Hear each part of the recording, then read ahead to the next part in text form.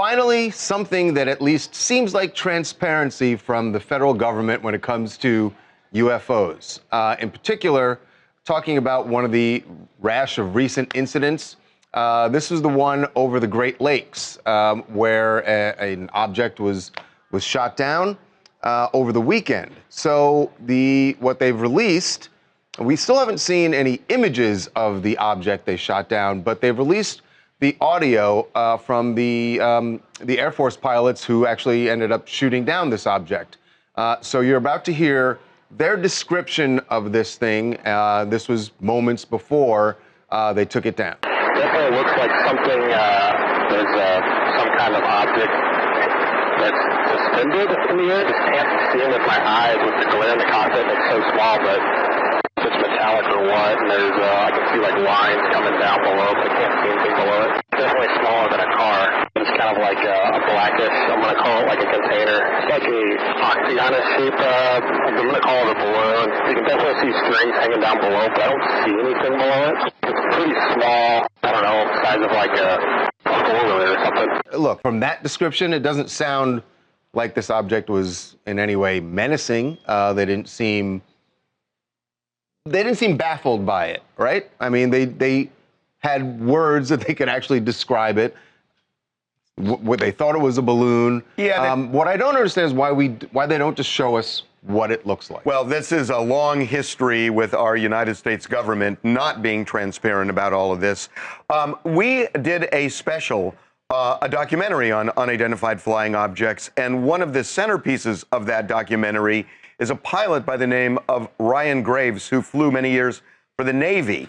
He had some interesting things to say to us back then, and I think it's even more relevant now. So Ryan is joining us again. Ryan, welcome back to TMZ. Hey, thanks for having me back. You know, the first thing I got to ask you is I remember what you said when we initially talked, when we had the documentary on, and you were talking about, because you yourself have seen these unidentified flying objects, and I remember you saying the reason why pilots didn't talk about it much is this is a reputationally based kind of job, being a Navy pilot. And when you're in the military, people might think you're a little bit crazy if you start talking about it. But it sounds like pilots are now talking about it. Yeah, it seems like they are. Back in 2014, when we had these issues, there was no type of reporting process or pipeline or really public conversation on this other than your typical kind of alien jokes and things of that nature. Unfortunately, when people tried to explain away what we were seeing, they often suggested they were balloons.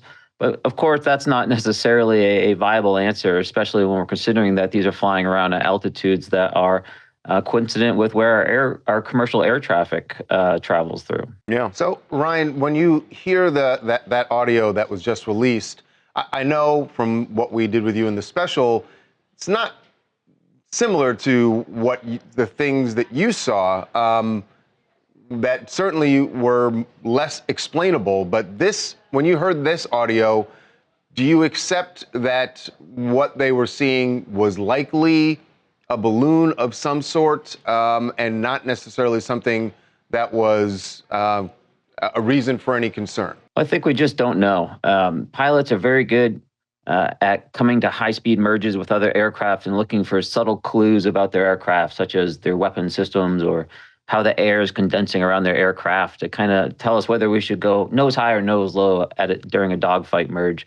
So, you know, we're accustomed to looking at those little details, but when we see something up there that we're not accustomed to seeing, where it's hard to fit in the context of what we're seeing, we typically try to just assign something that looks familiar, which, the first thing that comes to mind for a circular object or cylindrical object in the air is some type of balloon. But at the end of the day, I just don't think we have enough information from that video to really, from that audio clip to say either way. It feels now that the military is engaged in target practice when they see something floating in the sky like this. I'm not saying they're going after everything, but it's kind of exceptional that they've hit like 4 different objects with missiles. I was curious about your reaction to all of that. What I suspect happened is they essentially dropped the speed gates on the radar systems, which allowed us to see a slower object. And as you may recall, Harvey, I was speaking about slower objects hanging out off the coast of Virginia Beach for a while. Yep. And so I imagine that's what we're starting to pick up now. Yeah. I felt like I was watching a movie the other day when the press secretaries for the White House and the Defense Department looked at reporters and said, there is no evidence of aliens, folks. I'm not asking you if there are, because that would be a ridiculous question. But the fact that they were saying it definitely. Yeah, the fact that they like a movie. said it, it felt like I was watching a Bruckheimer movie. I think it just kind of goes to show how the conversation has evolved. This isn't necessarily that something that's in the faraway realm of science fiction that we've kind of portrayed it in the past.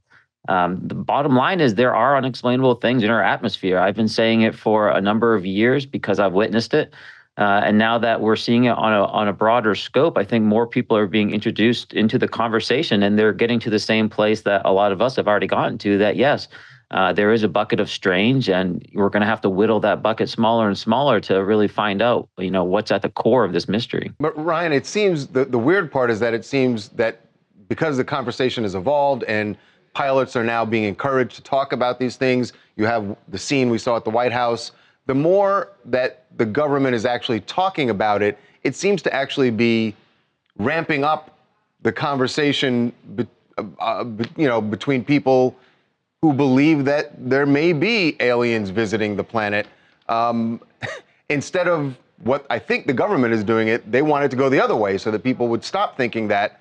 But it seems to be encouraging that kind of conversation. I'll tell you what, I've been talking to a lot of people about this topic, and one thing that's almost been universal is that most people are hesitant to talk about this topic, not because they have some type of personal stigma about it. They're just afraid of what the person next to them is going to say or is going to laugh. Right. But what I've been learning is that really almost universally, everyone is incredibly interested in this topic.